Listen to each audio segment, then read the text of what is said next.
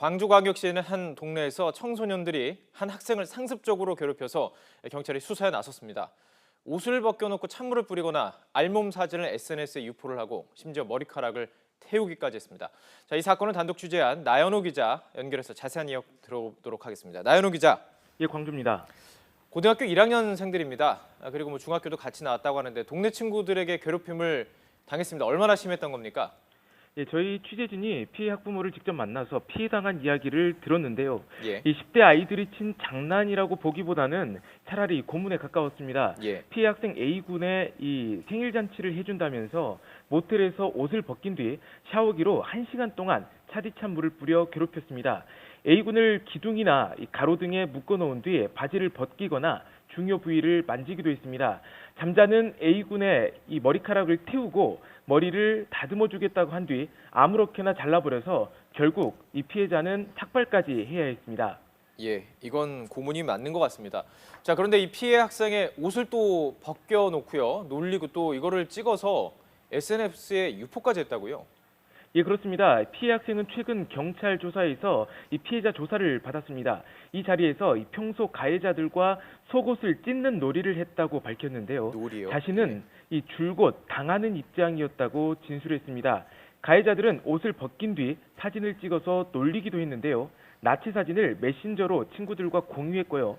또 심지어 일부 가해 학생은 아예 SNS에 알몸 사진을 올리기까지 했습니다. 조금 전에도 직접 들어가 봐서 확인해 봤지만 아직도 해당 사진은 삭제되지 않은 상황입니다. 그래요? 예. 이렇게 나체 사진을 찍어 올리는 데에는 직간접적으로 10여 명이 가담한 것으로 알려졌습니다. 피해 학생과 가족은 가해자들로부터 약 2년 동안 이렇게 괴롭힘을 당했다고 주장하고 있습니다. 2년이나 참 정말 힘든 시간이었을 텐데요. 더 무서운 거는요, 이 가해 학생들이 피해자의 집까지 찾아와서 이 학생을 괴롭혔다고 하던데 어떻게 된 겁니까?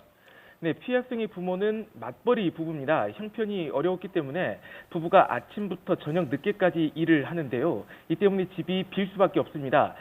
이 가해 학생 중 일부는 학교에 가는 대신에 거처할 곳이 필요하면 A군의 집을 이용했습니다. 예. A군에게 집 비밀번호를 알려달라고 해서 숙식을 해결하다시피 했는데요.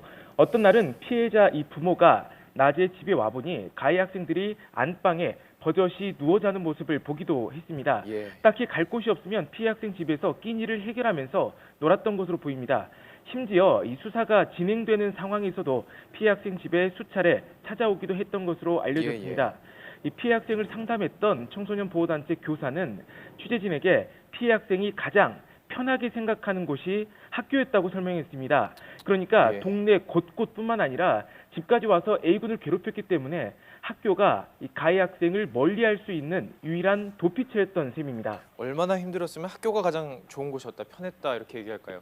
자, 그렇다면요, 이 가해 학생들은 피해 학생을 왜 이렇게 그동안 괴롭힌 겁니까? 네, 가해 학생들은 피해 학생 A군과 같은 중학교 출신이고 지금도 같은 동네에 살고 있습니다. A군은 이 중학교 2학년 때부터 시작된 가해 학생들의 괴롭힘이 2년 가까이 이어졌다고 진술했는데요.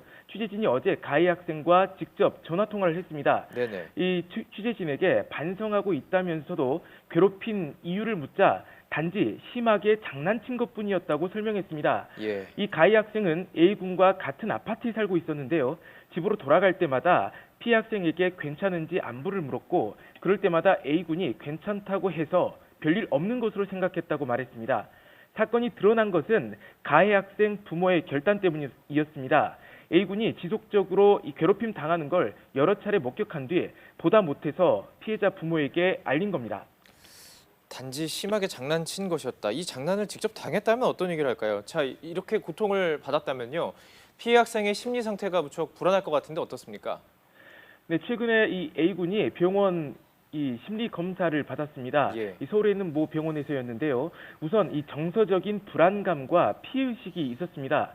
또 청소년 보호단체 상담 교사가 확인해 보니 A군은 이미 신변 정리를 하고 있었습니다. 그러니까 극단적인 선택까지 할 가능성이 큰 상황이었던 겁니다. 예. 이 피해 학생에 대한 심리 치료 등 지원이 시급해 보이는 이유입니다.